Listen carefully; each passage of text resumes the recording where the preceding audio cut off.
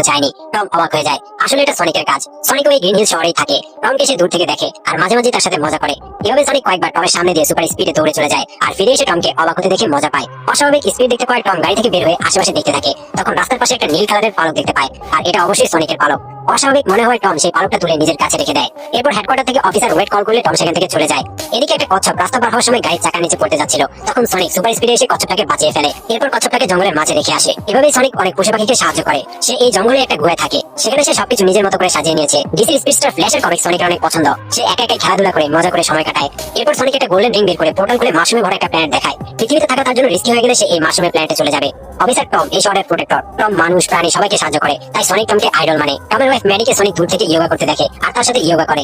Sonic এই শহরের সবাইকে চিনে, কিন্তু কেউ সনিককে কখনো দেখেনি। তবে কার্ল নামের একজন সনিককে দেখেছে আর সে সনিককে ধরার জন্য বিভিন্ন ফাঁদ পাতে। সনিক কার্লের সাথে অনেক মজা করে। কার্ল যখন অন্যদেরকে সনিকের ব্যাপারে বলে তখন তারা কার্লকে পাগল মনে করে।